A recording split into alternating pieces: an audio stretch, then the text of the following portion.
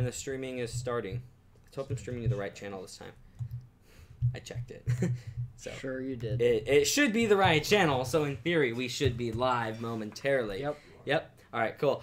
Hello, everybody. Welcome to WordCast number, 53 here. We've got lots of big news topics for you guys today. A pretty big deal, honestly. We've got talks about, NVIDIA's GTC event. We've got talks about the Apple event. We've got talks about Facebook, of course, because you can't ignore it. And we've got... Giant Legos. Giant Legos is a thing. We're going to talk about giant Legos and lots of random but awesome PC hardware. So pretty interesting news week here. So we're actually going to jump straight into it because we have another 4-page doc. We usually have 2, and last time we had a 4-page doc, we almost didn't finish. Yeah. So anyway, but yeah, hello everybody, welcome, and also the bitrate's set higher now, so it shouldn't look kind of crappy like it did on the last stream.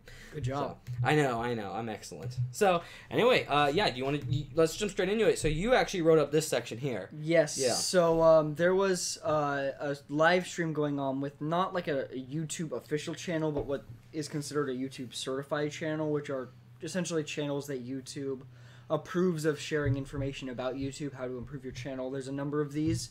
Well, they were talking about how the notifications work with this channel, and it got a lot of people both confused and unhappy because it doesn't make sense. So how you would think it would work is if you click the bell icon to receive notifications, you get notified. If you it sounds simple, right? If you don't click that, then you don't get the notification. It just shows up in your sub box. Yep. Well, YouTube, turns out that they use an algorithm to decide who gets the notification and who doesn't. And the only way you can guarantee it is by picking the bell. But if you don't pick the bell, you can still get notified whether you're subbed to the channel or not. Yeah, so that's kind of interesting. Yeah, so the way that this is supposed... So it doesn't even matter if you're subbed at all. Right, okay. So the way that this is supposed to work, according to this live stream, is that if you watch a channel regularly, although they don't define what that is, of course, then it will decide and put you into this tier of subscription that gives you notifications. So this, turns out, is what caused the random notification that everyone got that... Logan Paul was back. Right. Anyone that had watched his video, YouTube for some reason determined that for Logan Paul, 1 view meant you were watching it regularly. And so they sent out the notification. So that's like an inherent bias almost in a sense. Well, we don't know if not saying it's on purpose bias, right? Well, we also don't know if they had just implemented that system. And maybe there was something going on with it or whatever. Okay, because they did say they fixed it immediately, which makes me think that they... Because 1 view should not be, you get notified now. Yeah. That's just not how that works. But the problem is that if you don't upload regularly, then this also doesn't benefit you, like it does to the channels that upload every day, because then they have regular viewership. Right. If you upload a couple times a month, like the animation channels, like In a Nutshell... Yeah. Or even just a couple times a week, you might not get people into that tier, and therefore daily channels get another inherent advantage on top of all the other inherent advantages that they get, which is frustrating. I mean, that's why keeping a consistent upload schedule is like when people ask me how do you get started on YouTube, I'm like, the first 2 things are you do it and you upload consistently. Mm-hmm.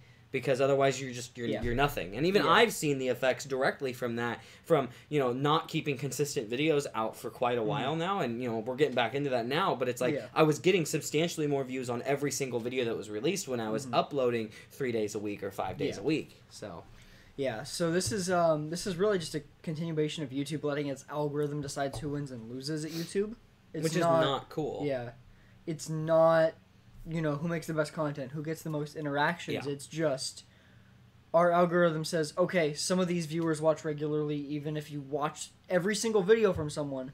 If YouTube doesn't decide it's regular, you don't get the notification. Yep. Also, there's no way to opt out of this, so if you don't want notifications for certain channels... You can't just turn it off. Yeah. And this is the kind of stuff that frustrates me, because the idea behind, an open source platform that's... Well, not open source in the direct sense, but an open platform where people can upload and start to actually, potentially get their foot in the door in terms of being a creator...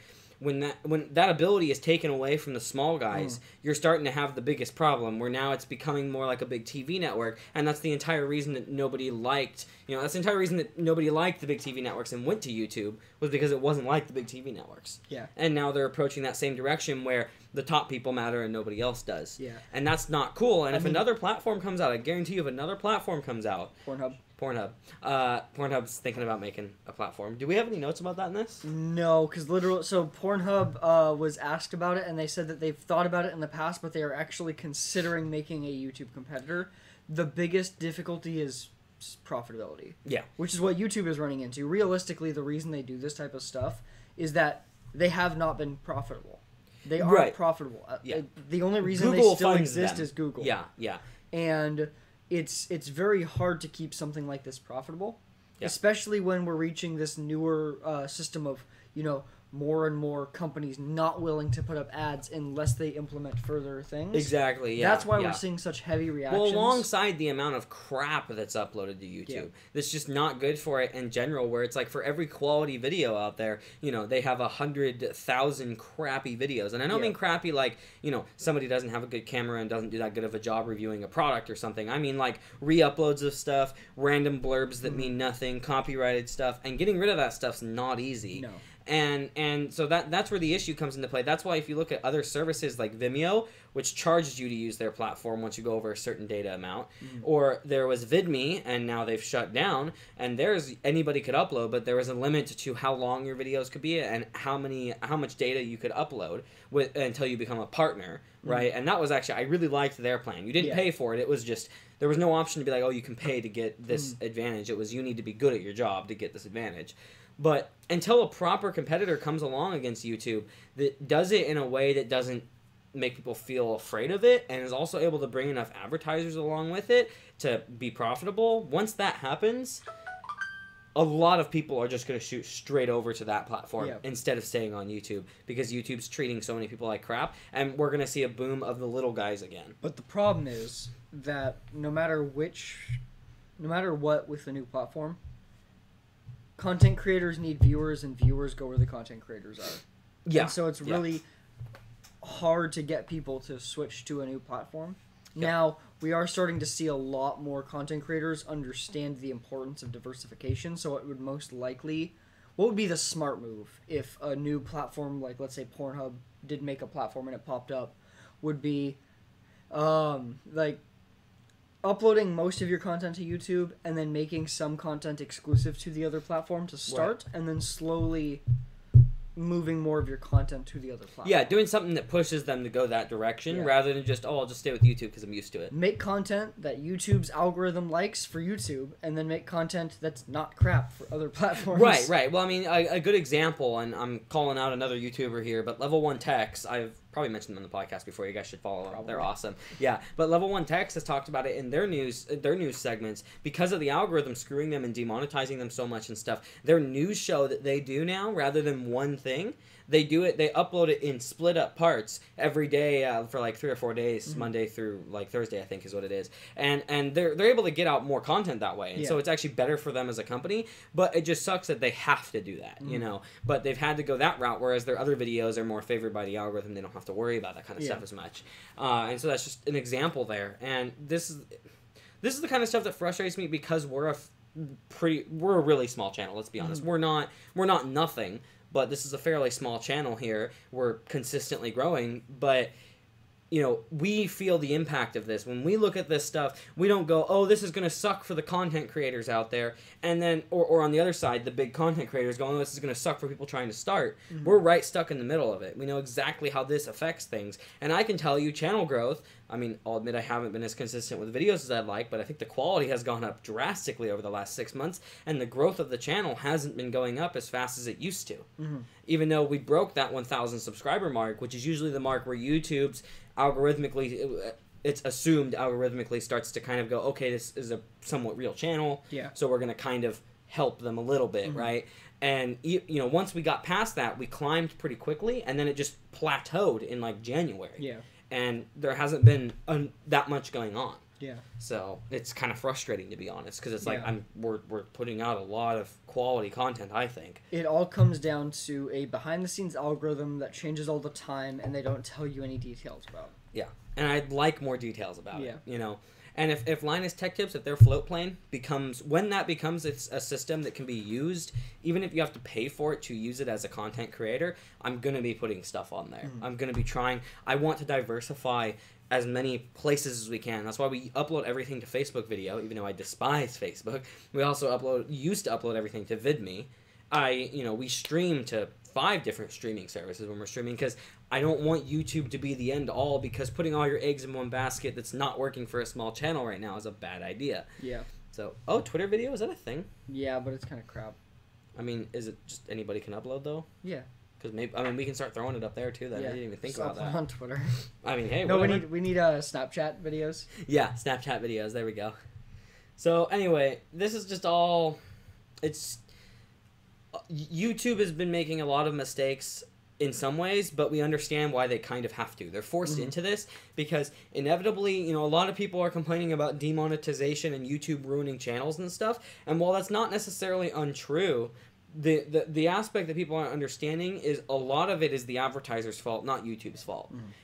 I'm sorry, but as a company like YouTube, I can understand why they can't just be like, here's a bunch of money to content creators and the like, and let's try and push more content creators when they're not getting the money from advertisers that they need to do so. So they're going to get more strict about demonetizing because they cannot afford to pay everybody. Yeah. It's unfortunate, really, is what it is. And we stream to 4 different services, that's right. Although Smashcast doesn't always work. Oh. But Mixer works, so yeah. Isn't that Microsoft's crappy one? Mixer or Smashcast? Mixer. Mixer, I think is. Yeah, Okay. I believe. Yeah, Mixer is. You're correct. Yeah. Hey, whatever. I was like, it's a streaming service. We've had like 1 person watching before or whatever. Nice. It's something. Yeah. It's not like it cost me extra to stream to it. So, yeah. So anyway, that's kind of the stance on YouTube, though. Yeah. That's kind of what's going on with them. So now we're going to talk about giant Lego-like. That's important there. Lego-like bricks. Yes. So. Yeah. Elon Musk decided to announce something else that's completely ridiculous and also awesome at the same time somehow. And is a really good idea. Yeah. So, with the Boring Company, obviously it's digging tunnels. There's a lot of leftover material from that. What do you do with that? And that's been an issue for a long time, by the way. Any boring company, not the boring company, but a company that does boring, they have issues dealing with the waste afterwards. Yeah, what do you do? Where do you put it? Do you pay to dispose of it, which means extra cost? Well, Boring Company has decided that they are going to literally make giant Lego-like bricks out of them. Yes. Now they're quality. They're not like a rough garbage. Like they're smooth and nice. Like they're good. I mean, from our understanding, we can't confirm this 100%, but they're going to be watertight. In terms of like say you put 2 together and you put them sideways, submerged in water, nothing's getting through. Yeah. Yeah. They are supposed to be rated to California seismic loads. Yeah. They'll also be bored in the middle so that that's in terms of not the individual brick, but the connection point. Yeah. So you guys are aware. They'll be bored in the middle so that they don't weigh a whole bunch. But even with that boring, they'll be still rated to California seismic loads. But you can pick them up by hand. Yeah. Yeah. The idea is that they'll be able to sell essentially different kits, and they will ship internationally. Which I can't imagine is going to be cheap. Yeah. But they'll sell different kits. The initial one is going to be ancient Egypt, so you'll be able to do like building the pyramids, Sphinx, things like that. Yeah. Somebody did ask Elon about sustainable housing, and he was talking about the idea of being able to sell ones that would be smooth to the when they're connected. It would be like a smooth surface, but the idea of being able to have 2 people build the base like the frame of a house in the outer walls of a house in a day. Yeah, correct. And that is impressive. That could be really good for affordable housing and helping with the homeless problem that we have in America right now. And stuff like that. Also just cheap housing in other countries. It's it's a great idea. Yeah, reuse it for something that makes sense. That's really easy to put together. And then.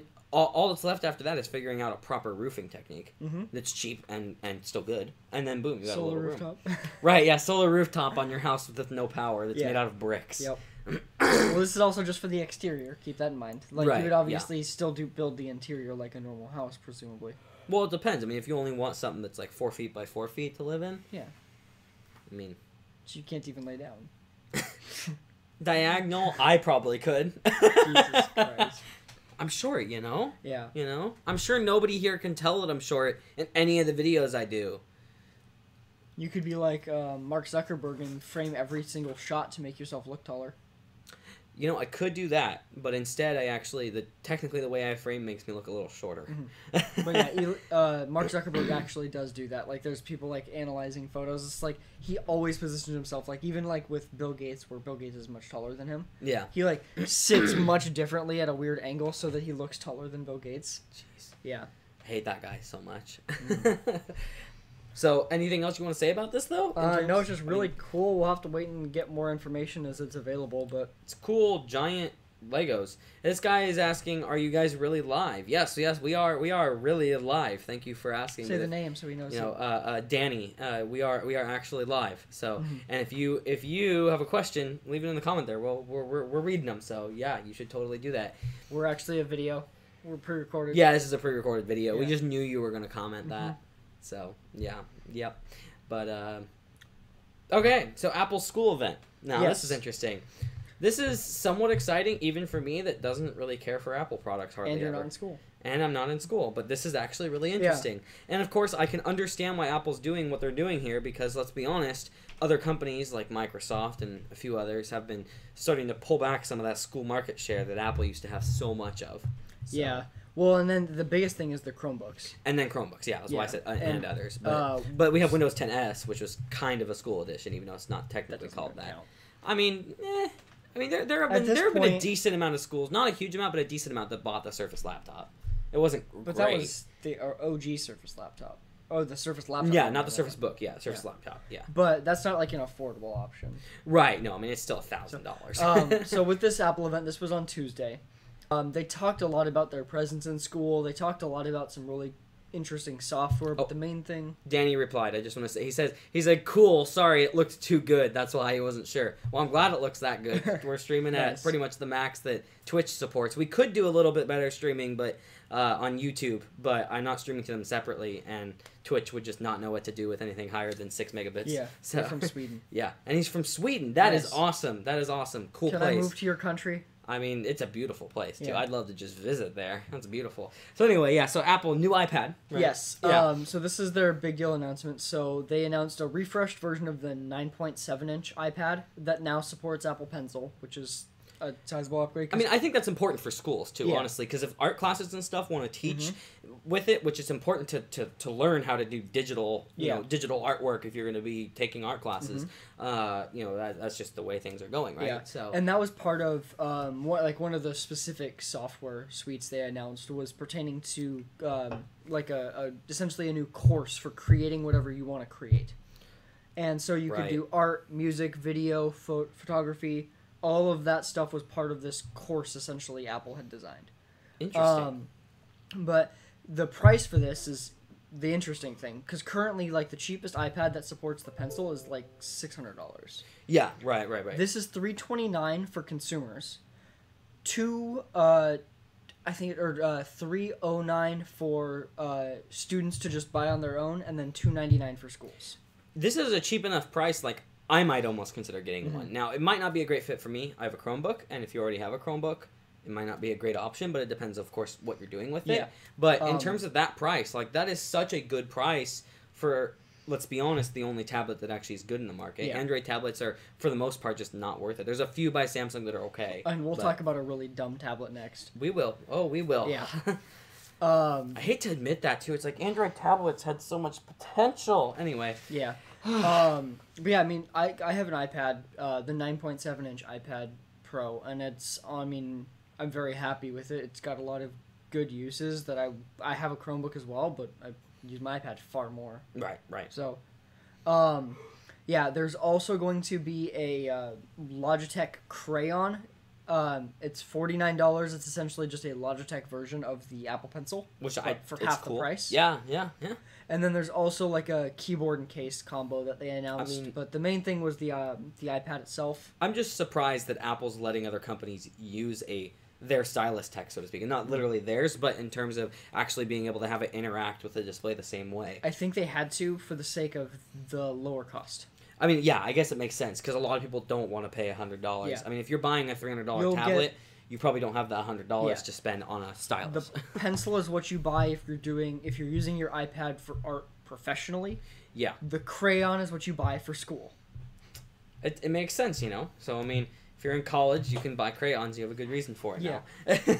But yeah, like, this was overall just a really cool event because of how much they showed off software-wise, as far as, like, software for teachers, as far as, like, you can see how far students are in projects, things like that you've assigned them. Put it this way, it was an Apple event that didn't piss me off.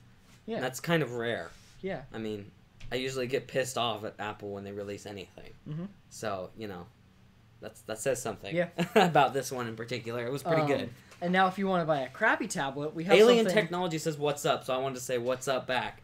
Nice to see you here, man. Yeah. So, for this doesn't even make sense. Chromebook tablet. Yeah. What? So it doesn't make any sense, first off. Why not just call it a Chrome tablet? I mean, yeah. It's a Chromebook. Yeah. It's not convertible. It's just a tablet. Well, the problem is if they call it a Chrome tablet, then they have to make tablet OS. Huh? I'm just spitting crap. No. Yeah, so this is weird. So Google announced the Chrome OS based tablets. Okay, right. So are they calling all of them Chromebook tablets? Like, that's the category, right? I believe so. It's not like the Chromebook tablet. It's Chromebook tablets. No, it's just Chromebook tablets. What? The devices. That's just weird. And the first one announced was the Acer Chromebook Tab 10. I don't understand. Like, wasn't the whole point of the term Chromebook because it's like, you know, a notebook? Yeah. Like, come on. Mm-hmm. Oh, that is frustrating. That is frustrating. Yeah. Also, Alien Technology, yes, glad that you're making the show tonight. That's excellent. I don't get this. And it's just the naming that's so bad. Mm-hmm. I mean, the tablets themselves don't look that horrible, right? I mean, I didn't look into them in detail. Like, it's nothing special. But I mean, what are they, like $170 or something like that? or I didn't look into this very detailed, right? So no. I just saw images and headlines. You're the one that read into this, so this is why I'm curious. Yeah, so this was announced the day before the new iPad.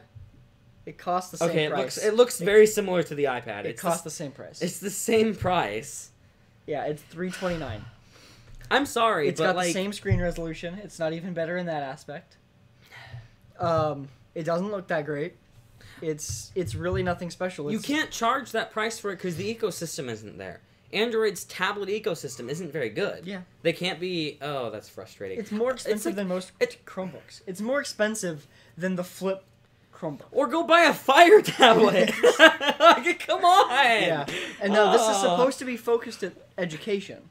Right, but which is like... How is it focused at education? It's just a Chromebook that you're selling to schools. It's a tablet. And Chromebooks have been great for schools. Yeah. Like, they really have. But you don't make something that's selling really great at schools and then make a crappy version of it. Like, this one's the one for schools, and then charge more for it. Yeah. Like, you can get a decent Chromebook for like $200. Mm-hmm.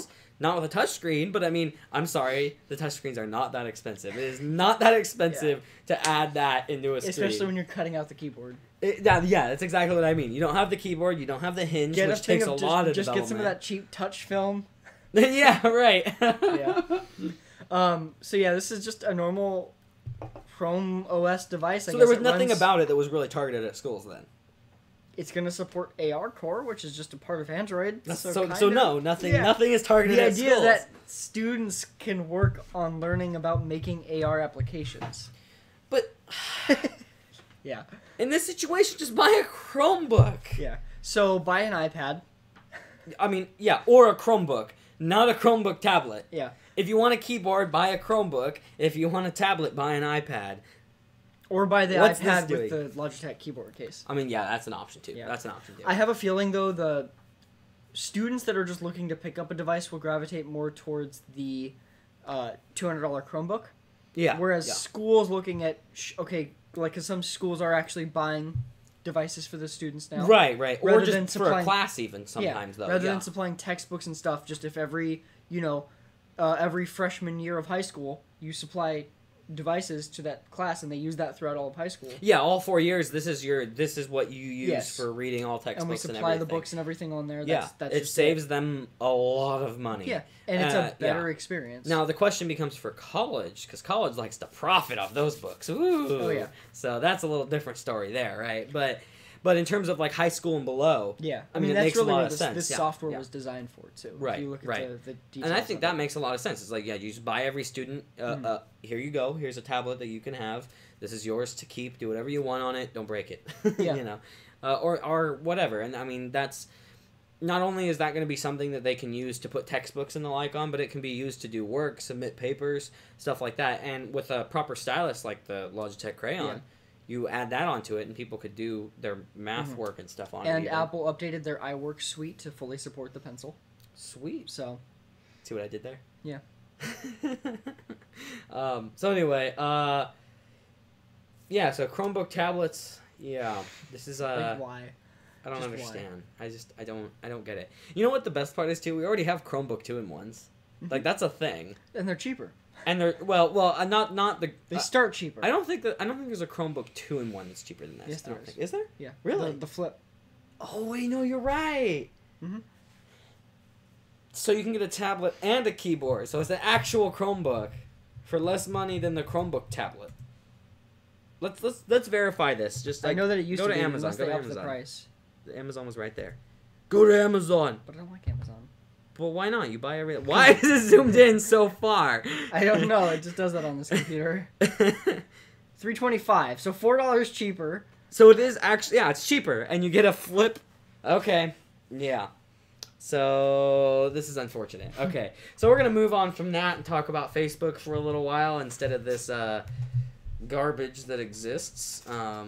Because that's a thing. So we talked about it a little bit last podcast, what's been going on with Cambridge Analytica and Facebook. But we have a lot more details now. You know more about this than me, so I'll let you really kick it off. So there was a new privacy scandal coming out about Facebook. Unsurprising, because Facebook is a surveillance company. Yeah, right. And I mean, one could argue that other companies like Google and even Microsoft and the like are doing the same kind of data harvesting. The difference is what happens to that data after it's harvested. That's where the issue becomes such a big problem with Facebook, as well as in terms of how sketchy it is and how they hide it, and also in terms of who they're selling that data to, not just the fact that they are, right? Well, when they're even doing the selling rather than just letting other companies just...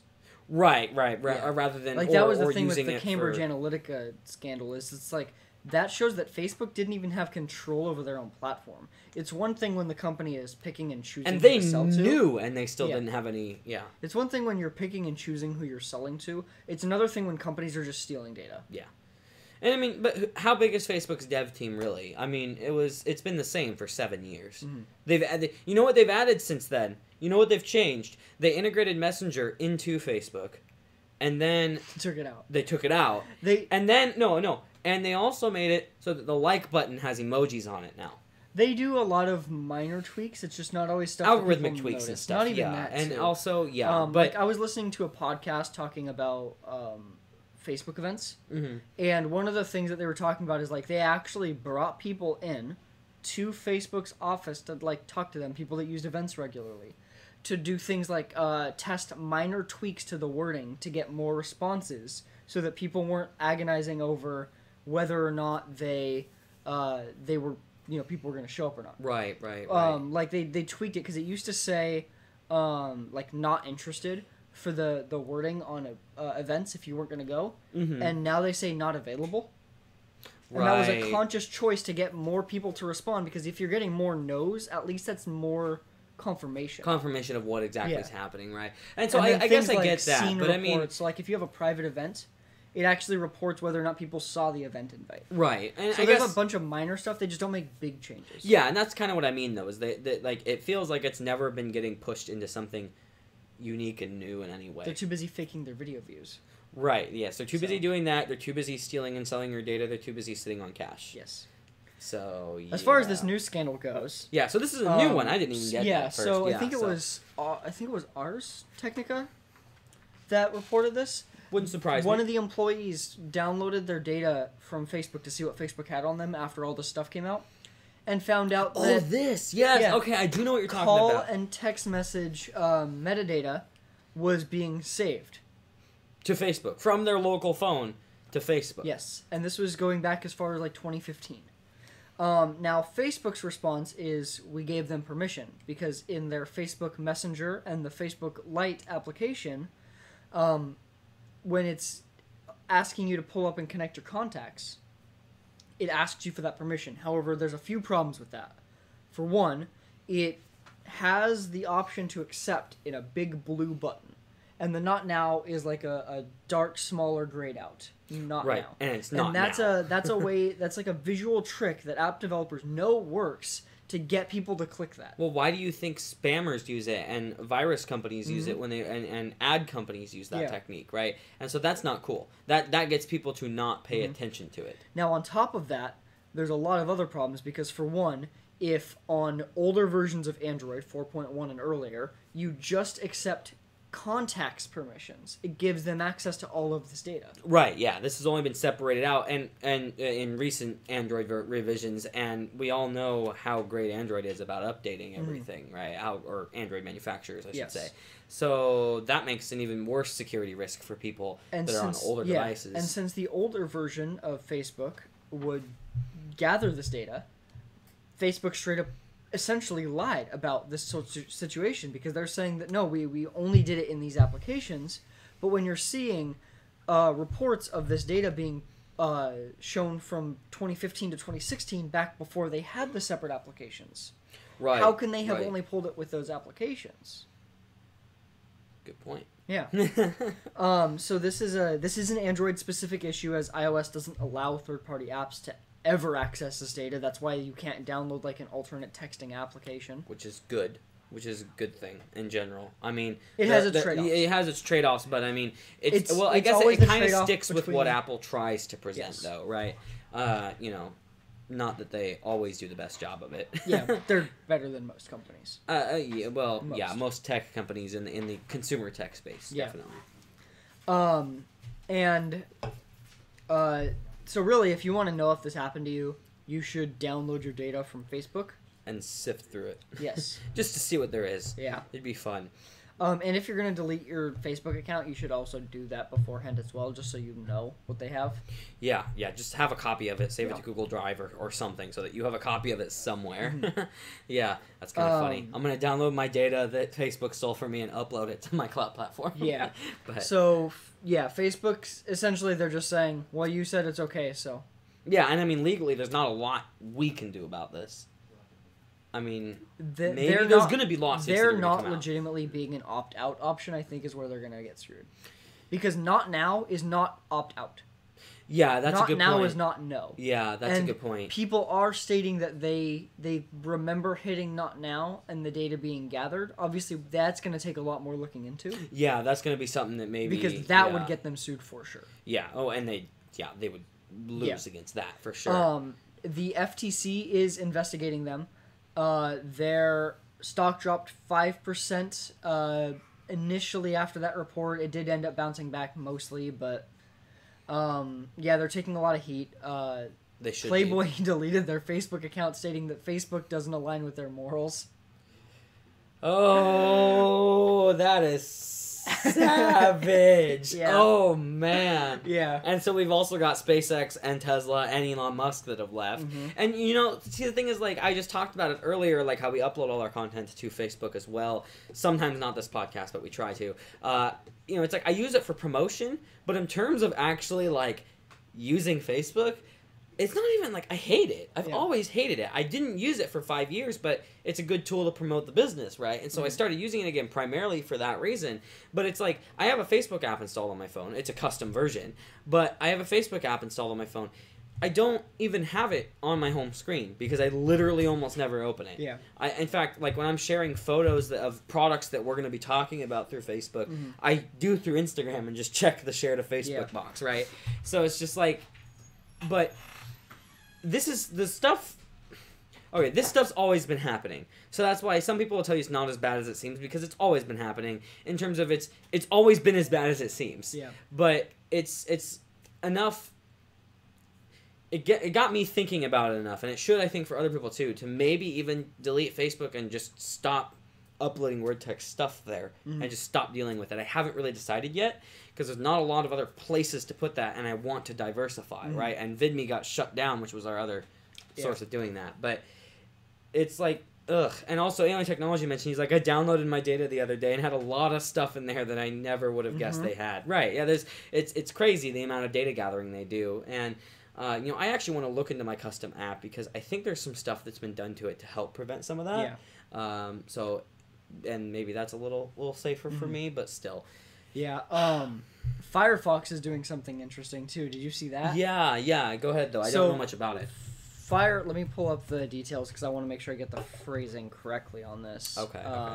Firefox news. And then we've got some phone stuff coming up, and then we start to get into the PC stuff. Just a heads up for you guys that are waiting for some of that fun stuff.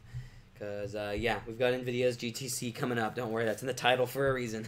Yeah, so Firefox released an extension that essentially, when you use Facebook, it puts it into a separate container to ensure that it can't track anything or give cookies any access to track you on the web. Good. So it completely locks Facebook out. So it helps prevent Facebook from tracking you via the like button on all the pages that it's on. Yeah. Yeah. Okay. Because Facebook tracks through the like button too. For those of you who don't know, they actually will do tracking even when you're logged out based on IP address. I don't think they can do MAC address tracking, so they can't verify for sure that it was you, but they can estimate that these 3 people use Facebook at this IP address. So it's probably... And eventually they'll know enough about you that they can say, oh, it was on this site, it was very likely this person. Yeah, exactly. They can algorithmically figure that out. And so then they're just following you on the web. And the thing about that that's so sketchy is again, because it's like Google and even Microsoft and other companies all do this same stuff. But what's sketchy about it is the things that Facebook does in terms of the way you consent to it. In terms of, with Google, well, of course Google Chrome tracks everything you do when you sign into Google on the web browser. Yeah. Like, that's something that people can understand and consciously wrap their head around. Literally, an feature is how it keeps that data so you can access it from other devices. Yeah, it's like, hey, do you want to log in on here so that we know everything about you on this browser? Like, it's literally what they say. Yeah. Not word from word. but right, and so it's like, but this is like, a lot of people didn't know Facebook tracks you through the like button. It's like they're tracking just as much crap about you as Google is, except that you don't really know it's happening. Another problematic thing. Yeah. Now, a lot of this might change. It will in the European Union. We might see some of these changes hit the U.S., but there's a new massive regulation called the General Data Protection Regulation that was passed by the EU in 2016. It finally kicks in May of this year, May 25th to be specific. And this is something that affects any site that does business with a European customer. Yeah, right. And it affects everything from how the terms and conditions have to be laid out to when you are gathering data, how you have to word things. So you have to word things much more clearly so that people understand that. They also have to accept a lot more. So you are going to see on sites that don't differentiate between a Europe version and a US version, you're going to see more having to accept things when you're signing up for accounts, more choices, more this is the EU, right? Yeah. Yes. Yeah, okay. The EU. So if you live in the EU, once this happens, it's going to be a little bit harder for companies like this to do this to you. So that way, it's only the government that knows everything about you, not big companies too. I mean, the US government. Well, I mean, and their government. Yeah. Come on, let's be real. Every government tracks all their citizens. Yeah, I know. And every citizen. Yeah, right. I mean, the U.S. government, yeah, right. But it's like, you live in the U.S. and it's like these, companies are doing the same thing that the government's doing. It's just that, of course, the government's going to do something about the companies that are doing this. Well, Europe's been much harder on companies for this type of thing. We've seen the and right I think to be we forgotten. can trust government a little more with this kind of data. Not that we should trust them with it, and not that I necessarily think they should have it, but I think that they're not collecting it for profit. Right? Yeah. They're collecting it for bureaucracy and for election tweaking and all kinds of stuff like that. Sure. Russia. Right, but they're not collecting it for I'm going to go sell this to some other company and make money, an advertising company, right? But, I mean, either way, I don't think it's okay. Well, but, and presumably they have control over the content, whereas, again, with the Facebook thing, Facebook didn't even have control over what companies were gathering off their site. Exactly. Cambridge Analytica, I guarantee you, wasn't the only one to do that. Oh, yeah. And we might never know the other ones that do it, so... Yeah, the only reason we found out about Cambridge Analytica was a whistleblower. Yeah, exactly. So, otherwise, we never would have known. Yeah. You know. So thank you to that whistleblower. Yeah, but with this new regulation, we're already seeing a lot of companies update their privacy policies and things like that to prep for this. Google was one included, wasn't it? Yes. Yeah. Every company has to. Yeah, they have to. But I mean, I'm certain, like the ones that have already released their updated policies, Google was one of them. Yeah, right? they're just silently changing them. Slack's done it as well, for example. Which means that probably a lot have done it that we just haven't noticed yet. Yeah, and a lot of them have it ready and just haven't pushed it yet. Yeah, exactly. Because one of the things that, like, I saw someone talking about that they work on systems for this type of thing. And they were talking about how one of the biggest differences is that in some cases, companies can't force you to accept their, like, privacy invasion stuff in order to use their service. So Facebook can't say, we can gather all of this data, or we can sell all of this data. Right, and if you don't let us, then you can't use our service. Yeah. Right, they're not allowed to do that anymore. I hope something like this comes towards the U.S. Like, you know, right, it's just... Maybe in 2 years? 3 years? I don't know, we'll see. I mean... Not under this current administration. Maybe not, though, because, I mean, if there's any you know, sign that Facebook was using this data and dealing with China, well, then we might take action. No. Okay. Is that pretty much it for that? Yeah, I'm not going to go through the nitty-gritty of this because I haven't read all of the details. So, yeah, there's just a lot of privacy regulation changes happening. Interesting and good, I suppose. Yeah. You know, right. So, one mobile news rumor, big rumor, but I hope it's true because if it's true, I know what phone I'm getting next.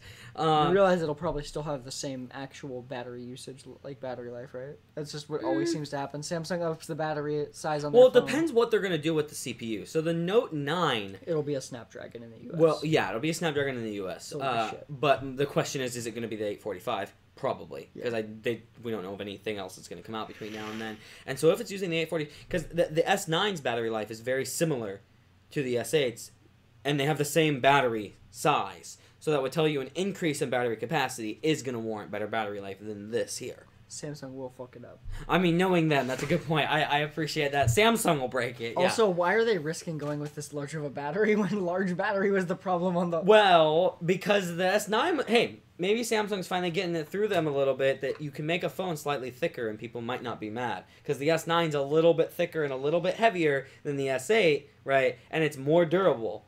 The reasoning for that is because it has thicker glass and slightly thicker metal. And anyway, point is, though, the Note 9 is estimated to have a 3850 milliamp hour battery. Biggest on any Samsung device ever stock, as far as we know. So, yeah, that's interesting. This is a big rumor. It's from WCCF Tech. You know, obviously, let's be careful here. But also reported to have the in-screen fingerprint sensor, which is pretty cool for a Samsung device to have that. It's understandable why the S9 didn't, because those were just kind of getting ready. Everything else will probably be the same as the S9 Plus, other than a slightly larger screen, like, you know, we're talking 0.1, 0.2 inches, something in that range. If these rumors are true, I'm buying one, but let's hope that Samsung doesn't completely break this somehow. It's interesting. Just get the foldable phone. I'm not going to get the foldable phone. It's so cool. Well, I could also get a phone whenever I want, though. So, you know. Get the foldable phone, and then you have an iPad, and you have a... That's true. That's true. But yeah. So anyway, I mean, this is cool though, because I mean, if you think about that, let me do the math here. Let me do that. For those that don't know what I'm talking about, Samsung like teased a while back a foldable like convertible phone, and they keep indicating it's likely going to release this year. Right. So hopefully we'll see. So that's about a 10% battery improvement. Which honestly, if I could get 10% more battery life out of this, that would be enough to generally get me through even my hardest of days. This doesn't always get me through a day now. It doesn't always, and it used to, but my days are a lot harder. Stop using aloe. Right, yeah, stop using aloe and then my battery life will be fine. No, I think, there's a couple there's a couple of reasons for this for me. So I actually use a lot of blacked out stuff too in terms of apps, like custom versions of apps. That's the point of my custom versions, is they're blacked out. So the OLED display on this actually turns off all completely black pixels, right? So that saves power, so I get better screen on time with that. So that's something that I actually... I appreciate OLED for that reason. But the reason my battery life hasn't actually been as good is because I've recently switched my music service over to Tidal, and I have it set for hi-fi, so it's 1.4 megabits per second. And so I'm constantly, when I'm streaming music, which is a lot during the day, using a lot of data, and that's going to push the chipset harder and push the radio harder. And so in that case, it's actually understandable that my battery life has dropped semi-significantly, is because at the end of a given day, sometimes I'll have like 15-20% of my battery used up by Tidal. That's, using it a lot, right? But because I'm streaming in hi-fi. Yeah. But still, point being, like, this, I do have that in there, I think, yeah. But this here, yeah, so this is, I hope this becomes true, because this is something I would really love to have. I've always loved the Note series. I've always preferred it over the standard S series. I also hope that Samsung makes the right decision this time and actually makes it a semi-notable screen size improvement. I also hope we see the thicker glass and thicker metal that we saw on the S9 on the Note 9. I'm sure we will. But I would like to see, because the S9 is 6.2 inches, I believe, right? I'm pretty sure. 6.5 is my guess for the Note. Well, the thing is, the last Note, the Note 8, was 0.1 inches bigger, right? And that was lame in my mind.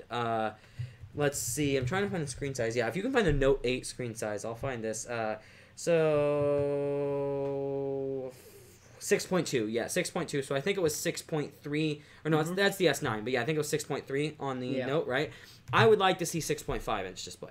That would be mine. 6.5 inch display with these thin of bezels. That would be ideal for me, especially on one that has the thicker glass and the thicker metal. And I'm also not working in a rough environment as much anymore. I don't have to have a case, right? Now, I have a case on this phone because I've already broken it. I don't want it to get worse. But in terms of just having one that's slightly more durable than this, with a slightly bigger screen and no case, because, I mean, like, if you look at the case, right, that takes up enough right there. If the phone was that size instead of the case, you could fit a 6.5 inch display.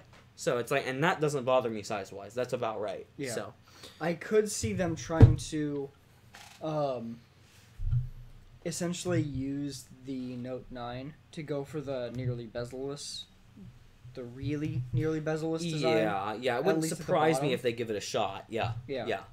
So, and which if they have the finger screen size. Yeah, if they have the fingerprint sensor, right, then they can. Which, I mean, not that they have it on the S9 like on the bottom or anything, but if they have that, that leaves them not more room for stuff, but then they can. They have the full ability now to just push everything to the limits at this point.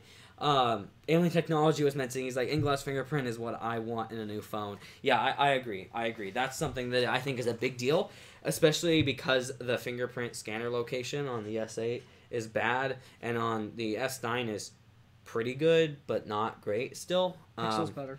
The Pixel's still in a better place. LG still got it better. LG, the reason they got it better, though, is because they were the first mother effers to put a fingerprint sensor on the back of the phone. Everybody was like, that doesn't make sense, and every phone's doing it now. I love that. But because it was always like, you pull it out of your pocket and you're ready, right? But I do like the idea of it being on the front in the phone screen. And so that's something I'm really excited for, too. So I hope we see that, a slightly bigger display, and anywhere between a 3,800 and 4,000 milliamp hour battery.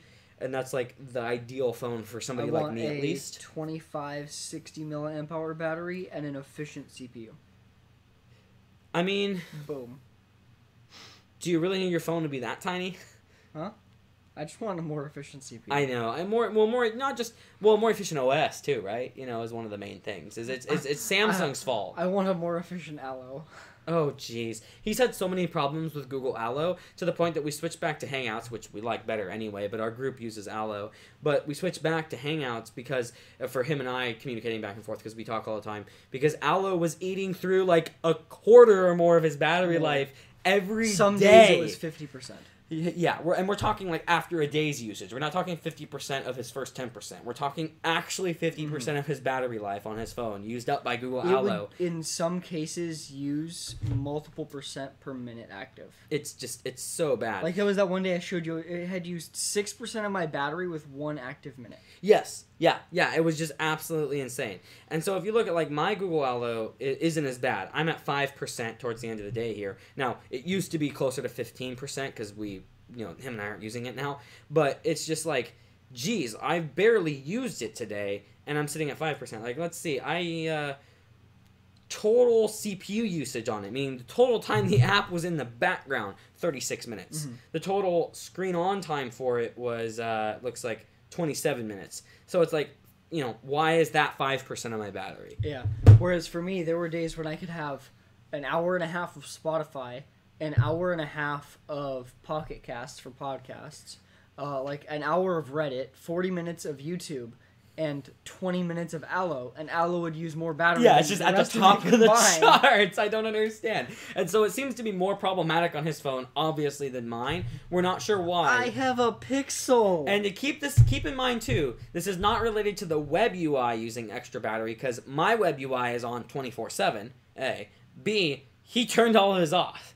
So it wasn't web syncing causing problems, because as many of you may or may not know, Allo does not sync to like a server like Hangouts does. Allo is phone number based and is actually stored locally on your phone. But you can have a web client and it pushes everything to that. So Alien Technology mentioned something. He said, should I get the new Pixel 2 XL or a Samsung S8 or 9?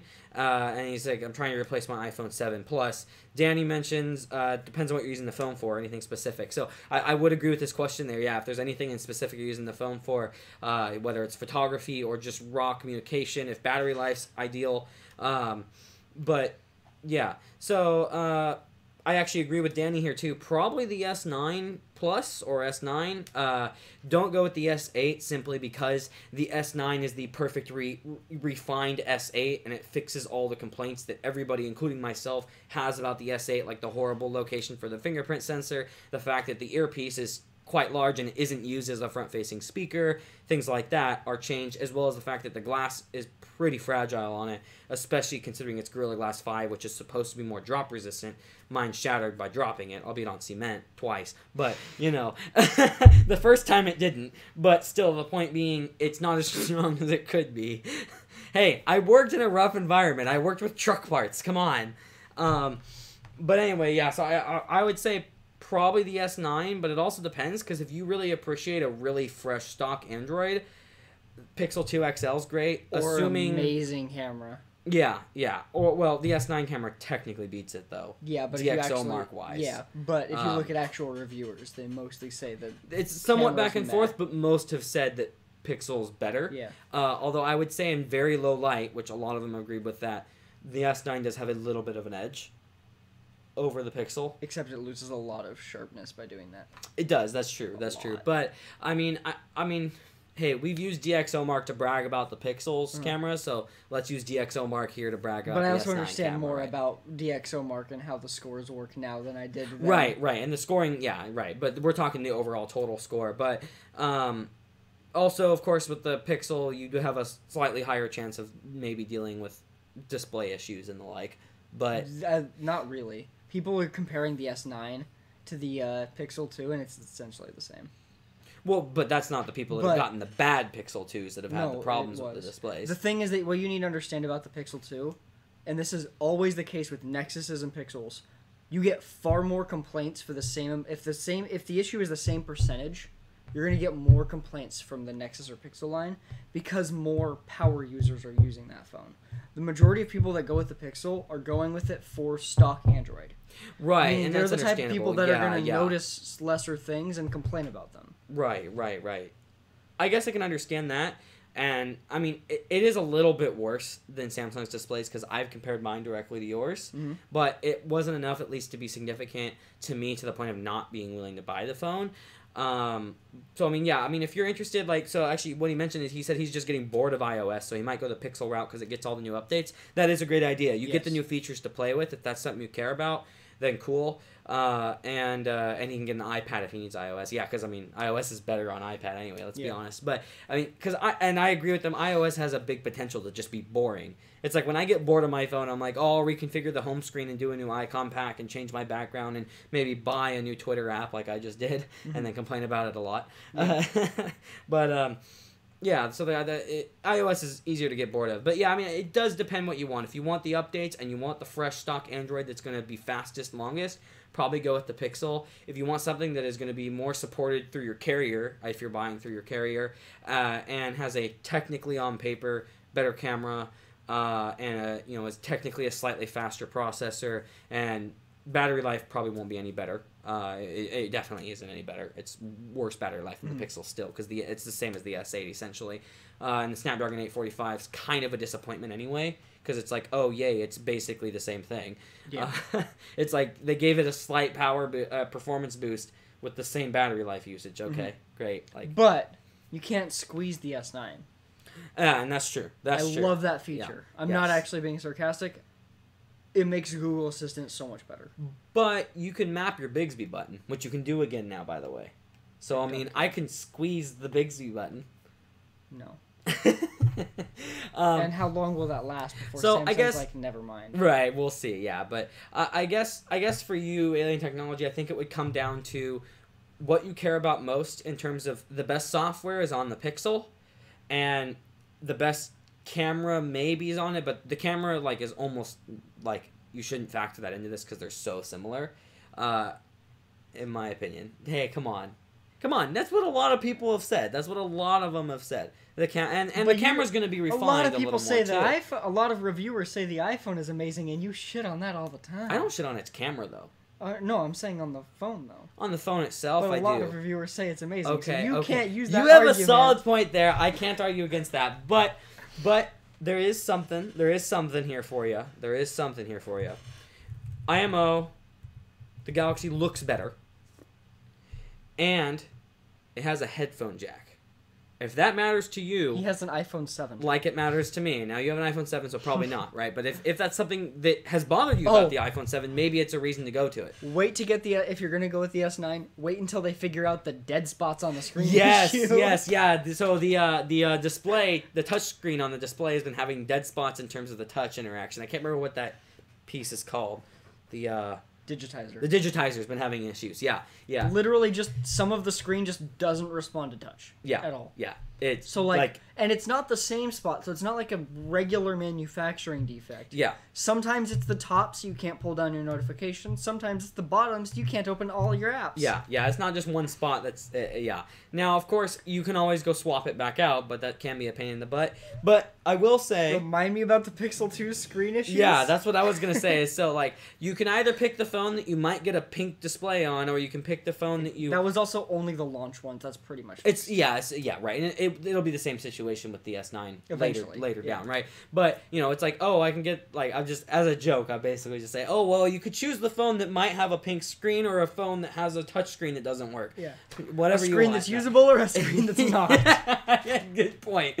But and he said he's leaning towards the Pixel 2. That's it sounds like for you that's probably the way to go. So I take back my go with the S9 recommendation. It depends what you want. I mean, I inherently end up going with them because I'm grandfathered in the T-Mobile's Jump on Demand program, so I can literally walk in and be like, I want a new phone. They're like, okay. So, I mean, it actually takes me about 20 minutes to get a new phone. It doesn't cost me anything. Some newer phones aren't available on it. That's true. And I broke this one, so I have to pay the $175 deductible in order to trade that in. I am not an idiot. I worked in a rough environment. And you still dropped your phone. Yeah. Hey. Well, does it count as dropping if I'm putting it in my pocket and it catches on the pocket and gets thrown into the ground? Yes. See, what you don't understand is I was trying to push it into my pocket, and so it got caught in a way where it wasn't like it fell. It was like I threw it at the ground. So it was just like whap, and I could hear it. You didn't drop it; you threw it. I'm sorry for clapping, everybody, but yeah, I mean, essentially the reason it broke was because I threw it. That's not better. I mean, you're still an idiot. No, but it doesn't. I didn't drop my phone though. Okay, that doesn't make you not an idiot. I wasn't using that to make me not an idiot. I was using that to say that I didn't drop it. So I about GTC. Yeah, so the NVIDIA GTC event, this is a thing. So there's a couple cool things that got released, but nothing that amazing that's blowing anybody's mind. No GPUs yet. It technically isn't over yet, but we're probably not going to see anything. Or wait, no, maybe today the last day? I think so. I thought it was tomorrow, but I could be wrong. Here, I'm going to look it up right now. Let's see. There was actually something kind of subtle that people didn't realize. Oh, okay. Next generation GPUs are already being sampled. NVIDIA sampled in terms of like they're doing their testing on the actual products. Oh, okay, interesting. I believe is what that means. Okay, it goes through the 29th, so they could announce something tomorrow. Except if you look at their schedule, there's no announcement events planned. Well, what if they just surprise everybody? Then they could do that any day. I mean, yeah, that's true. Doing it at GTC would almost be... I already predicted they wouldn't because GTC is an event for AI, and... You did, and you were right, so... Also, yeah, Alien Technology says it's a bad feeling when you watch your phone fall. Yeah. Well, I didn't watch it fall. I more so heard it slap the ground. It was giving the ground a little bit of a beating. It was cringeworthy. Yeah. Yeah. Oh, and then I dropped it again. That was right, and it made the cracks worse. That's right. It was just the little corners that were messed up, and then I dropped it again, and it spiderwebbed. And that was when I was like, I'm gonna buy a case. So yeah. So anyway, let's go over the Quadro first, though, and then we'll. Do you know much about the world's biggest GPU that they released? The 16 Volta GPUs in a server chassis. Do you know you know much about that? Bit. Okay, all right. We'll talk about that after, but that's not really that important in my mind. But the Quadro is actually pretty cool. Look, so the Quadro GV100. What's up? You'd buy it if you could. I wouldn't have a use for that. You'd find a use. I mean, you know me pretty well. So anyway, so the Quadro GV100 came out. This is obviously not the GP100, the GV100. This is the Volta-based GPU. First Volta Quadro card, right? So we have Volta on the Titan V now. We have Volta in the server realm on the Tesla. And now we finally have a proper workstation Volta card. It's pretty impressive. It has 5,120 CUDA cores and 640 Tensor cores. So it's the first Quadro with Tensor cores. That's pretty cool, but I mean, it's the first Quadro with Volta, so of course. 1450 megahertz-ish boost clock. 32 gigabytes of HBM2. 32 gigabytes of HBM2. That is absolutely insane. Wow. That part kind of blew my mind. I was like, oh man, that's beautiful. Now, can you get 2 of these and then have your Premiere projects load into the HBM2? Yes. I'm just gonna, yeah. Mm-hmm. Keep your projects in VRAM. Right, exactly. Well, you know how people create a RAM disk? It's a VRAM disk. Look, I'm sure if somebody figured out a way, you would buy them. I mean, if I had the money, I would buy them. That's true. And I would do something stupid with it. I mean, I just bought an Optane SSD. Come on. That's true. But yeah, so anyway, 250 watt TDP, so pretty high TDP, but nothing insane. I mean, for what it's doing. It's built on the 12 nanometer TSMC FinFET technology. So it's very similar to the Tesla V100, but it's just obviously for workstations, so it has display outputs. And it's got 2 NVLink ports. So you're going to be able to put multiple GPUs in a configuration to do better compute that is better linked together. NVLink's interesting. I don't think we're ever going to see it to come to like real consumer GPUs on the gaming side. In fact, I think the next series of GPUs, if it's Volta based and not Pascal based, we're not even going to see SLI at all supported. Which is just going to be single GPU only. Which maybe if AMD can get their crap together in terms of the gaming end, they could have an advantage to the enthusiasts in that realm of, hey, we still support 2 GPUs, right? They'd have to just get their GPUs good enough to have 2 GPUs be competitive with 1. I mean, yeah, realistically, yeah. It's like they just have to meet them halfway in order to be competitive. Which actually, you know, Vega is already over halfway. Well, I mean, yeah, because scaling. That's a good point. But if 2 Vega 60 or Vega 56s will beat 1080 Ti's in games that properly support Crossfire. So I mean, they're already there in that sense. But most games that properly support Crossfire are already AMD optimized. I mean, that's true. Well, but even games that don't properly support Crossfire in that sense, but are just multi GPU optimized for both sides, right? But of course, you throw another 1070 at your something. The thing is, if NVIDIA completely drops SLI. we're going to see less new games care about it. Yeah, exactly. Unless it's unless AMD it becomes a bigger game. thing with DirectX 12 and Vulkan. When that starts to become a bigger thing, which is the direction we want to move in terms of multi-GPUs, is here's just a pool of GPU horsepower, use it, right? Which I think that's something that needs to get focused on more, actually, in my personal opinion. And some of the stuff we're going to be talking about here in just a quick second is part of why I feel that way. But because AMD is subpar? No. Whoa now, buddy. In the gaming realm, maybe. Definitely. We'll talk about that in the workstation realm, probably. We'll talk about that. In the we'll server talk about realm. that in a little bit. Okay. Yes. Okay, I'm sorry. So anyway, 2 NVLink ports, cool. It looks pretty cool. The Quadro GV100, it looks interesting. Hardware ray tracing acceleration via NVIDIA's RTX. That is cool. And then RTX is used with OptiX ray tracing engine, NVIDIA's proprietary, of course, ray tracing engine, right? So ray tracing support on it makes sense. You need that, of course. You really need that on a workstation card that's going to be doing game development, movie production, and stuff like that.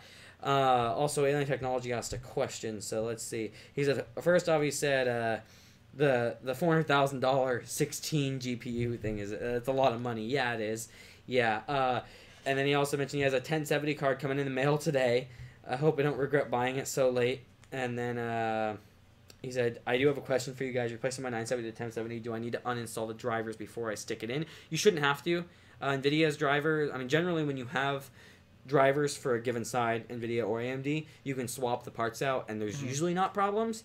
If you're experiencing lackluster performance and weird glitches and stuff like that, because it will at least boot. I've done this before, so if it doesn't boot, that would really surprise me. But if there's some quirky stuff going on, then reinstall the drivers, but I don't think you'll have to. No. I think you'll be fine. But yeah, I don't think you'll regret buying a 1070. That is a monstrous, beautiful GPU. I don't think you'll really regret it, especially because if new GPUs come out from NVIDIA this year in terms of gaming GPUs, they're probably going to be a Pascal refresh. And if they're a Pascal refresh, you're not going to see a massive performance improvement, right? You might see the 1170 is going to be like 10 or 15%, for a little bit more money. I doubt it'll even be 15% better. Oh yeah, it's probably closer to the 5 to 10. Yeah. If it's a refresh. So I don't think you'll regret it. I think you'll be fine. So there's also there was a rumor that I put in here about us about potentially GTC releasing the new cards. Now, up for gaming, the 11 series. Now, obviously that hasn't happened yet, but TweakTown reported something interesting, that NVIDIA will not be going with GTX 20 series for their new cards, like all the rumors have been stating, but will instead be going with the 11 series, which indicates more of a refresh. And something that actually pushes that even further is that they'll be doing something like the 1185 or 1175, which that 5 indicating that this is definitely more of a refresh technology. Which is understandable. I don't think it'd be bad for NVIDIA to do that right now, because if they can ramp Pascal production up enough so that it helps compensate for the mining market, that could be a good thing, right? Of course, one could also argue that if it's a Pascal refresh, NVIDIA's not competing because there's no competition in the market. But I don't think in this case that would be it. Yeah. I think it would just be a smart financial decision as a company their size, because realistically if they release Volta and miners start picking that up, because mining is still going, it's been fading a little bit, or a decent amount actually, but mining's still going. If they're already having somewhat trouble producing enough Volta GPUs, it's just going to make the problem 100 times worse. Yeah, and I mean, even if they had competition right now, like even if AMD was, let's say, 10% down.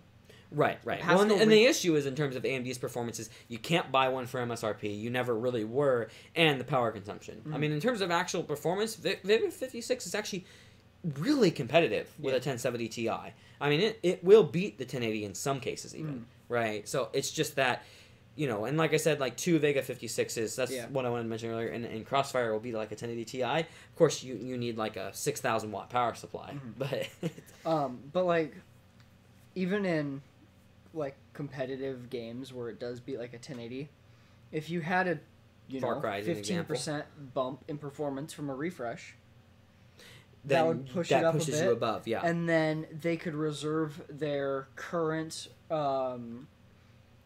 stock for their their new GPUs, just keep putting it towards the workstation stuff because that's where the money's at. Right. Yeah, that's where the higher profit margins are. That's also where the bulk purchasing is. That's also where they can more accurately determine how fast they can produce these GPUs, because the gaming market fluctuates a lot, whereas they can have signed deals with various companies that are going to buy bulk, so they know we need to make this many by this time, not, oh crap, we're selling way too many, or oh crap, we made way too many, which has happened for both companies before. Especially AMD has felt the, oh crap, we made way too many because of mining and other things. Right, it hurts the company. And from our understanding, like, apparently NVIDIA has spent a ton of money on R&D for these. So as long as they keep it exclusive to the, higher tier market, they can easily justify R&D costs as part of that. It's a lot easier to justify that to a company that's going to profit off this card anyway than it is to a consumer who just wants to play games. And that's true. Yeah. And so I can agree with that. If I remember correctly, it was either Pascal or it was Volta, but they spent like enough money to fund a Mars mission. Yeah. It's kind of insane. Yeah. It's kind of insane. So they have to make a lot back. Like, this is not something like a TV where you sell it for a year and then you drop it out. Right. They don't just make Volta, oh, let's sell it. You know, there's a lot of work that has to be done in terms of how do we recoup the stupid amount of money we put into this. Alien Technology mentioned something. He's like, my problem with AMD graphics cards were the OpenGL drivers. They're pretty bad. How recent was that? Because they've gotten quite a bit better. And obviously, OpenGL isn't as common anymore now that things are moving to the lower level APIs like Vulkan. But I have an RX 580 in my main workstation, and it is pretty solid. I'm very impressed with its performance and its stability and its performance per watt even. Polaris was a great architecture in terms of the mid to lower high-end range stuff. So like all of AMD's? Well, I mean, Vega, Vega's weird because, Vega would be better in the mid-range, but the thing about Vega is more so its clock speeds. That's why it's so good for mobile and stuff, is because Vega actually has really good perf per watt at low clock speeds. It's when you push the clock speeds through the roof to try and compete with NVIDIA, which is what AMD did, that you start to see, oh, now it's consuming 400 watts. And this is why there's not a lot of overclocking headroom left on them. And when you do... just overclocked it. Right, exactly. And when you do overclock them, you see pretty hefty scaling in terms of like, oh, there's another 50 watts for another 5% performance, right? Yeah. And so that, like, because Vega is an architecture, and I mentioned this on a lot of podcasts when we talk about this, and I also talk about this in forums and on Reddit and Google Plus communities and stuff, but I don't like people talking about how bad Vega is as an architecture, because as an architecture, it's actually really good, and there have been other big YouTubers that have talked about that, and that's not me having an AMD bias in a sense, it's just, right, no, in terms of it as an architecture, looking at it from an engineering standpoint, it's actually really impressive. Maybe not more impressive than what NVIDIA is releasing by any means. NVIDIA, Pascal and especially Volta are absolutely ridiculous in an engineering standpoint. But in terms of gaming, Vega's just not good on the high end. Yeah.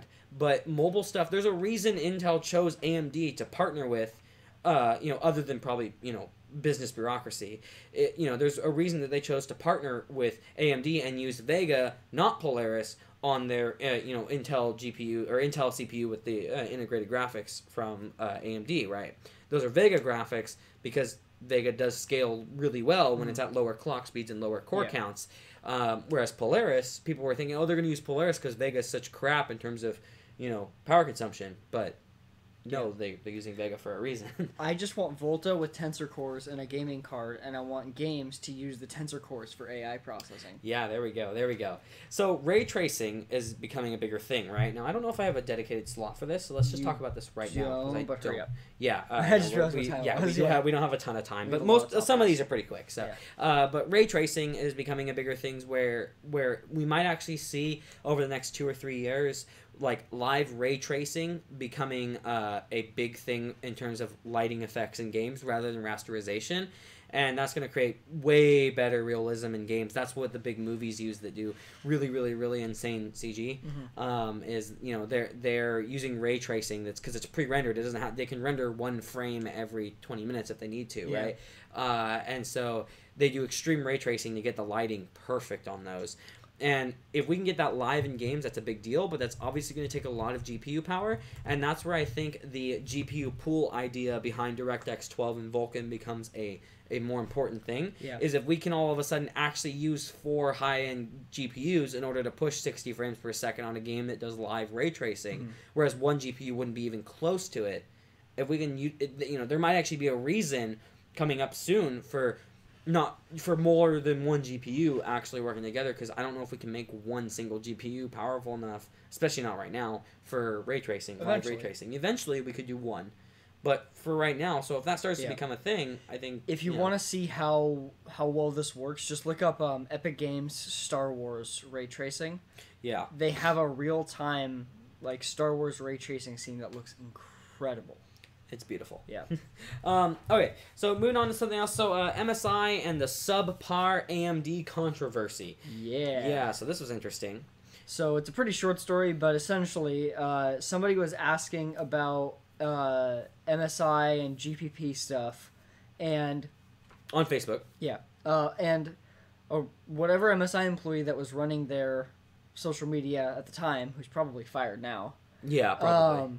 They said that they essentially just straight up called AMD subpar. Right, and people asked, would you ever use them again? And he's basically like, well, if they're not subpar, then maybe. Yeah. Right, and it's like, whoa, now, that is not something you say about somebody that MSI has active partnerships with. Whoever that PR guy was an idiot. It's like he almost thought that MSI wasn't working with AMD anymore. Yeah. No, of course they still are. They are on the CPU end for sure. It's almost like he was...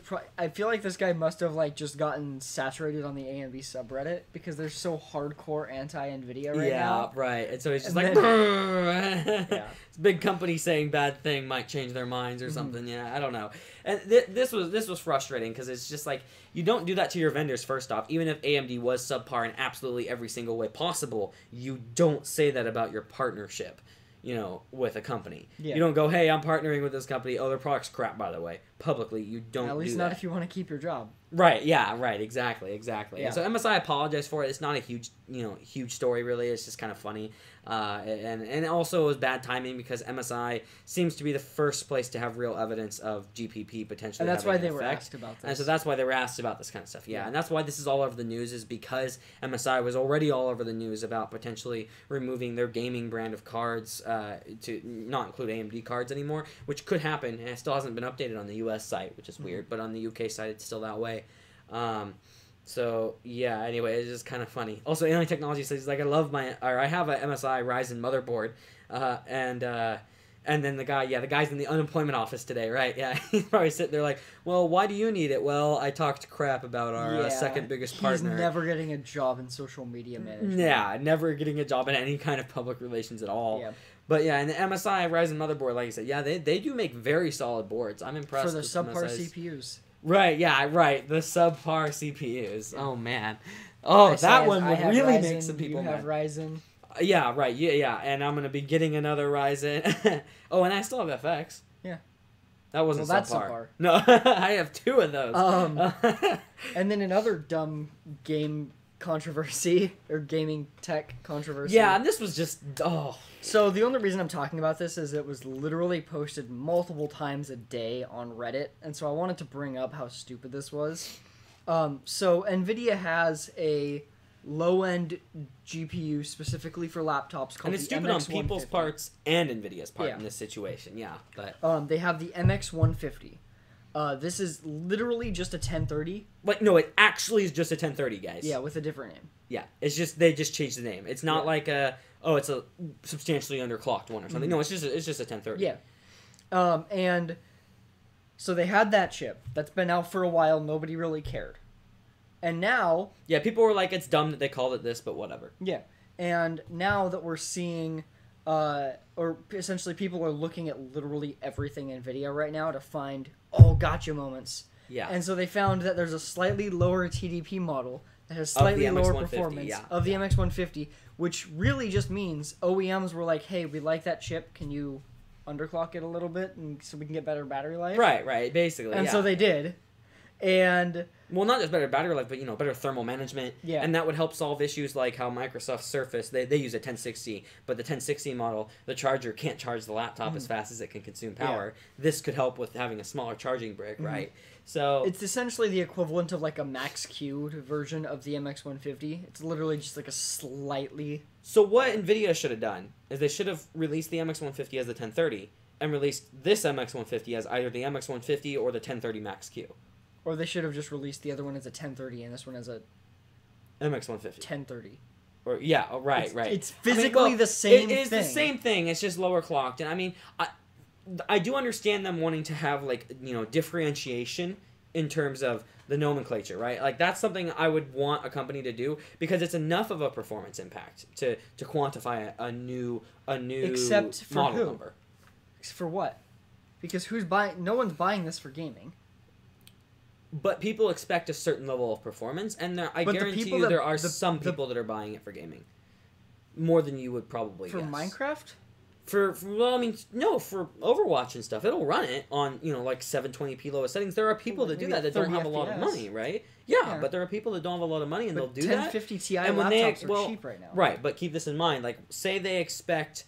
okay, I'm going to buy this laptop with an MX150. It performs this way on Overwatch, and say it's 35 FPS average at the given settings, right? And then all of a sudden they buy it, and instead they're getting 26 FPS instead, or 27 FPS. That's a big enough difference to make the game go from barely playable to unplayable, because you're right on the borderline already. So I still think it deserves different nomenclature, but either way, all of this really just makes me laugh because the whole idea behind NVIDIA's GPP program, as they've been saying, is, we want people to understand, what they're buying better. We want the gamer and we want the consumer to understand what they're buying better. So we're putting a little bit of a stronghold on our AIB partners in order to do that. And then all of a sudden they're like, it's slightly different, but we're going to name it the same thing. And this is the company that scrapped the 800 series on desktop for lack of confusion, and then they're doing this, and I find that funny. I think that people should have been more upset about the MX150 name than anything in the first place. Yeah, that to me makes it seem like they're trying to pass it off as a higher end GPU. Yeah, they wanted it to sound better, and it's like, just call it a freaking GT 1030. Stop.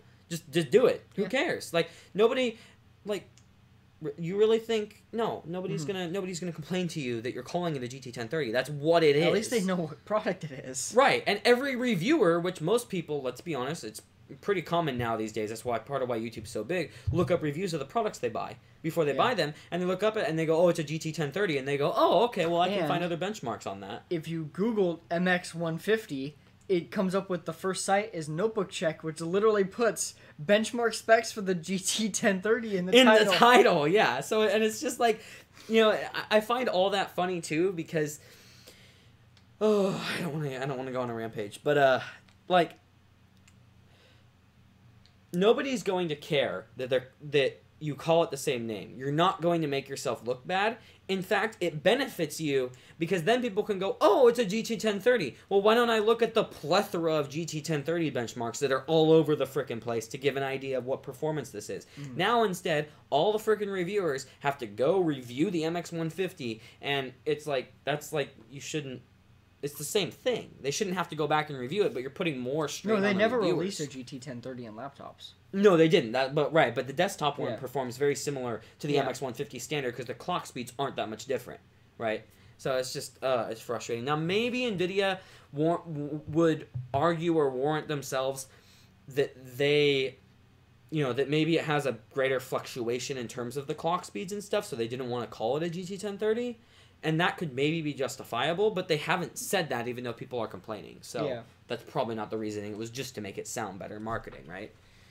Well, and then they could just drop it down a little bit to a more stable clock and then just do what they do for all their mobile products and allow it to be slightly slower than the desktop products. Yeah, right. Exactly. Which is what they've been doing with pretty much all of them. As a 1070, even in like a high-end Sager, is a little bit lower clocked when it's been under continuous load for more than 15 minutes.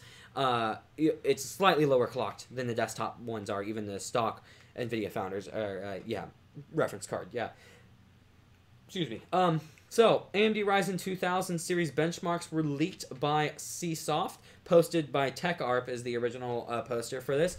Mostly workstation benchmarks, though, so, I mean, that's great because Ryzen, honestly, is incredible for budget workstations, and it is also incredible for gaming as well as just multitasking, live streaming. There's a lot of areas where Ryzen actually makes more sense than Intel, even though it is a little lower in terms of the actual raw gaming performance at really high frame rates. 160 and above. So I would have liked to see some gaming benchmarks and the like on this, but workstation benchmarks are actually pretty relevant with this, unlike how they would be with some of the lower end parts. Like a couple of years ago when Intel was releasing quad cores, like workstation benchmarks in my mind weren't that important for like a 4770K, right? But anyway, I'm going to open the source here and read some of the benchmarks to you guys. No, making noise. Phone making noise. Sorry, Somebody guys. at your front door? No, nobody's at my front door. There's a burglary within the last square mile of us, or square 10 miles of us. That's a big difference. Yeah, I mean, this is zero, dude. Come on. It's probably somewhere in this city. Somewhere somewhere around here, there was a burglary that somebody reported on my app. Portland metro area. Yeah, exactly. So, hey, now people might find our house. There's only 2 million people here. What? More than 2 million people. There's a lot more than 2 million people in Portland metro area. So anyway, okay, so let's see. I'm trying to find some benchmarks that you guys might actually know, although most of them were pretty high level workstation benchmarks in terms of financial analysis. Scientific analysis, image processing. But let me just I'll just arithmetic. All right, so we're looking at see, I'm trying to find something that some people might actually know in terms of them, but there just isn't. There's none of them. I mean, these ones here. Financial analysis ones. I love me some financial analysis. Financial analysis. Okay, cool. Yeah, none of them. People aren't going to recognize those. So, Monte Carlo performance. That's the orange one here. So, in case you didn't see that, So anyway, so the 1700X scored 37.3, whereas the 2700X scored 41.2. Decent performance improvement. That is the double, Monte Carlo double. Monte Carlo single, the 1700X scored 49.2, and the 1700X and the 2700X got 54.4. So that's just an example there of seeing some small performance improvements. It's nothing massive, but it is something overall I think is actually good and impressive. And honestly, most of that's just going to come from clock speed improvements. Also, bye Alien Technology. Glad you enjoyed the show. See you next week for sure. So basically, small clock speed improvements is probably what the most of this comes from. There's not going to be a die shrink or anything like that according to AMD's plans, and probably not any instructions per clock. I mean, it's literally just a more refined version of the original Ryzen stuff, and that's part of why the core is called Zen Plus, not Zen 2. Right? It's not a full redesign. It's just a slight refreshment, but higher clock speeds is the only area that Ryzen is lacking in versus Intel. They're ahead in most other areas in terms of cores for the price, in terms of almost all of them have simultaneous multi-threading, which is very useful, in terms of ECC support across the board, in terms of soldering the IHS on rather than using the garbage toothpaste that's on the freaking Intel stuff there, right? So, a clock speed improvement is the biggest thing I think we need to see from the Ryzen 2000 series. If we can see the realm of 4.5 gigahertz, that makes them start looking a lot more competitive. Because sure, on a lot of the Cannon Lake stuff, or Coffee Lake, you can hit sometimes 5.2 even gigahertz is semi-common. 5 is decently common. 5.3 I've seen, but that's not very common. And so that's still substantial over this. But the stock clocks, looking at the stock clocks, if we can get the single core boost to be 4.5 gigahertz from Ryzen, the extended frequency range, versus Intel's 4.7 gigahertz, say, that starts to look a lot more compelling in terms of if you're not overclocking and you're not betting on luck, the performance is going to be a lot closer. So I'm pretty excited for this release. AMD's also been talking about ray tracing in games, Radeon Rays 2.0. So it's real-time ray tracing in games. They're talking about it. It's supposed to be in a game this year. They've pretty much, they've said, and they actually said, quote, an unnamed game will be coming out this year with ray tracing support. Now, assuming that's not just cutscenes, assuming this is live ray tracing, right? And so it competes directly with closed standards like NVIDIA's OptiX proprietary standard, right? Pretty great, free and open source, as I feel technology like this should be. It's the same reason I love Vulkan. It's the same reason, open source stuff is awesome. Also, Danny, see you later. He said he really enjoyed the show. We'll do more live streams, don't worry. Every Wednesday we do this podcast. But yeah, he has to go, so see you later. We start at 8 p.m. Pacific time every Wednesday. So anyway, yeah, it looks interesting. I think this kind of stuff should be open source. I don't know if you agree. But I prefer it open source. I don't think it's that big of a deal if it's not, because I also understand that this type of stuff costs a lot of money to develop. Sure does. And so incentivizing a way to ensure you make that money back is in a way a good thing. Yeah. So I can understand why they do it. But it depends on the area too, because it's like, for example, if it's just an area in terms of what the game is built on, but the game engine can support ray tracing on different GPU architectures so that you can do ray tracing on AMD GPUs, even if the game was developed using OptiX. That I'm totally cool with. Things like GameWorks bother me a little bit, where it's like it basically is unusable on AMD GPUs, right? A lot of the GameWorks stuff. That's something that does bug me in terms of proprietary stuff. But that's just an example, so it kind of depends how they implement it. And then Danny says he'll see us Wednesday. Yeah, awesome. Great to hear. So I don't know. I like them being open though, for sure. That's my preference. Yeah.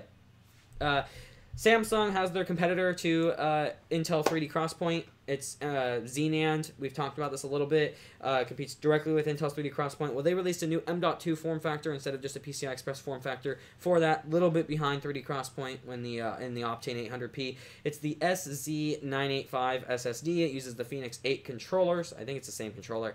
First M.2 form factor for Z-NAND, though. 240GB and 480GB models, which makes it a lot more compelling than Intel Optane in the M.2 form factor. 3.2 gigabytes per second read, 2.8 gigabytes per second writes, but the main thing, of course, is latency, not sequential throughput. So the latency, we're looking at about 16 microsecond write latency and 12 to 20 microsecond read latency, which is fairly close to Optane's around 10 microsecond latency on both of those. So pretty solid. They're not quite as fast, maybe not quite good enough for like actually using it like RAM, but still very impressive. And Optane, I can say from firsthand experience, definitely in Windows even feels faster than a standard NAND-based SSD. This is close enough to that. It's going to make that same feel difference that you have, right? And it has 30 drive writes per day endurance rating for, I think it's a 5-year warranty. So pretty impressive. That's it? I want 150 drive writes per day for 200 years. I wonder if you could even do that many drive writes per day at these transfer speeds. Probably not. I don't think you could do that many. But I still want it. Talk about Foxconn. I'm going to do math on that just for fun. You're weird. Foxconn has announced that they are buying Belkin, which is a lot more than just Belkin, because Belkin owns things like Linksys. Yeah. So they are buying them for $866 million. As of right now, the plan is to just essentially have Belkin as a wholly owned subsidiary of Foxconn, meaning the current CEO will continue to run the company, and he's been running them forever, so that makes sense. Right. And he'll likely join Foxconn's management team. But what's really weird is, or not weird, I guess, just interesting, is to see if this is going to end up hurting Belkin, Linksys, and all the other companies owned by Belkin in the long run, because right now the FCC is essentially implementing a ban on federal spending going towards companies they deem a national security threat. That includes things like Huawei, but that very likely could expand to other Chinese companies. Right, okay. And so we could see this expand to Foxconn, which would mean Belkin, Linksys, etc. Meaning federal organizations can't buy Belkin products, Linksys routers, that type of thing. That wouldn't be good. Yeah. Oh boy. All because Foxconn bought them. Oh boy. So. But, well, wait a minute though. Foxconn's building a plant in America. Mm-hmm. So that makes all that really interesting. Not really. Federal spending is the only limitation. Oh yeah. Okay. The okay. state that the plant is being built in is where is giving Fox kind of way more money than that factory is worth. Yeah. Right. But the fact that they're okay. I get you. Okay. It's interesting. It's weird. But because if Huawei decided to build a factory in the U.S., it's still a Chinese company. Yeah, that's a good point. It's still Chinese-based, I suppose. And if it's a Chinese-based company, and China has such a tight control over their country, yeah, they could just say, "Hey, build a factory in the U.S. to get around this." Right. Yeah. Okay. That's At which point, then the U.S. government would have to debate between, do we inspect this factory unlike any other factory? Right. Or do we just continue with the ban as normal? So it's just an export factory that we subsidize at that point. Yeah. Yeah. Okay. I get you. So, okay. Yeah, that's gonna be an interesting one. Yeah, that's interesting. That is very interesting. Is that pretty much it though? In terms, I think that's everything we have. We have a couple minutes, so I guess I'll talk about some kind of weird Project Monochrome updates. Okay. Right? Because you know feel about like you should just do a video. I will do a video about this, but I'm gonna just. So, some things have changed, as they always do. I'm still gonna be doing a custom water cooling loop in my Thermaltake, the Tower 900, that I have, but it's not going to be on my main workstation build. And it's, in a sense, not Project Monochrome anymore, even though I may actually end up just calling it that and calling my new setup something different. But the reason behind this is I'm actually... So my workstation is incredibly important for me to be available to me nearly 24/7. I can't have issues with it. I had issues with it when I installed my Optane SSD, and I accidentally, kind of accidentally, used the boot manager from my other SSD on that SSD, meaning I couldn't wipe my old SSD because it had all the information that I needed on it in terms of booting, so because I couldn't boot just from the Optane drive, so I had to wipe and reinstall Windows directly to the Optane drive, and it's like that almost caused me to not get a video out on time, and that was a pretty quick hiccup because installing Windows on Optane takes about like 12 minutes. It's so fast. So it's just like, to give you an example of how important it is for me to keep that machine running all the time, I don't have another machine that I can properly edit on. Not even this machine, this XPS 15, I would not want to edit on, right? And so with that main rig of mine, I've decided to actually transfer that into a air-cooled system. It might end up having an all-in-one cooler on it in the future. I'm not entirely sure yet, and I'll get to why in just a quick second.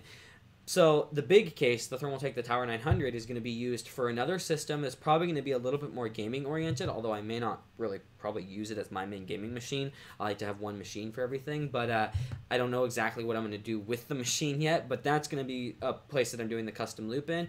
And all the reasoning behind this is in terms of you do run a slight risk of leaking doing a custom loop that's quite a bit higher than AIO's, even though still pretty unlikely. Obviously, that's not my main concern. My main concern is more so maintenance, more so using fluids that are claimed to be tried and true and trusted, and then end up having clogged blocks or mixed metals causing problems and having to take blocks apart. I'm concerned about when I need to swap out an M.2 drive with a bigger one, I have to drain the loop and take out the GPUs to get to my M.2 drives that are mounted to the board, or if I want to swap GPUs, although that one's not as big of a deal because that doesn't happen very often, right? But things like that, where I don't want to have to deal with that in my workstation because I need it to be up and running. I need to be able to swap hardware really quickly and easily. I'll still be doing custom cabling and everything on this workstation, and it's going in an Enthoo Evolve ATX. Beautiful case, by the way. Oh, man. And it's going to be cooled by a Noctua TR4 socket specific cooler. So I mean, because I'm running the 1950X Threadripper processor, but that's what's kind of going on with that. Is also I kind of came to the realization that I've been working on custom cable sleeving for effectively like 3 weeks because there was vacation and some other stuff, but 2 months in a sense, right? And it's like I'm not done with that yet. That's for a friend of mine that I'm doing this custom cables for, and so it's like, if that kind of work is the work I end up putting into the workstation to do the loop, that's not something I want to have down for a long period of time, as I just mentioned. So wide variety of reasons why I've decided to move it over to a slightly smaller case that is all about workstation and gaming performance, and also looks, because it'll still have RGB LEDs, the nice case, the tempered glass, and the custom cables, but just not water cooled. And so that's the direction that's going. And yeah, the reason I didn't go with an all-in-one cooler and I went with the Noctua air cooler instead is actually because the only proper Threadripper all-in-one coolers right now are the Enermax units, and I gotta say I'm not very impressed with them. They've gotten some bad reviews. They've gotten good reviews in terms of their performance and the reviewers, but in terms of actual consumer reviews, people have had problems with the pumps being too loud. People have had problems with them just the pumps failing. The radiator appears to have changed its fin density and fin shape to a cheaper form on some of the later model ones, and the pictures and documentation on the site haven't been updated, which is a little sketchy to me. You know, it's not using the standard Asetek design, which is tried and true, and you know, I have an Asetek, older Asetek, it's an NZXT, but Asetek based liquid cooling unit running in my server, and I'm not afraid to leave that running in my server, even though it's been running 24/7 for nearly 5.5 years now, or basically since it came out. So, and that was the Kraken X60. So that's what's going on with it. I'll make a dedicated update video, but just so you guys that maybe follow closely that are still watching, you know, that's the reason for that.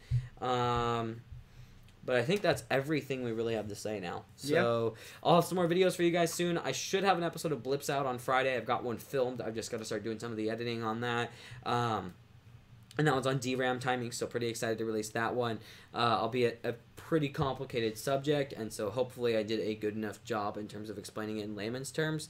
But there was a little bit of redundancy that I felt was necessary, but also kind of took away from the feel of the video. So we'll see how it goes, I guess, once I do all the editing. But I also have some more cable sleeving videos coming for you guys soon and other stuff like that. And I'll be reviewing my Evolve ATX tempered glass case.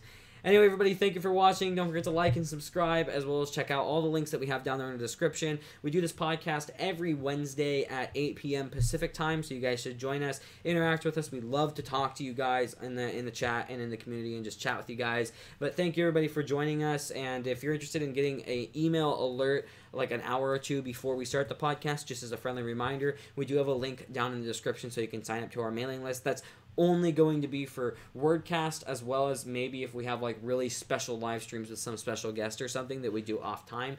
But that's probably a ways in the future. You'll mostly just see WordCast. It's not used for advertising, article updates, other video updates, or anything like that.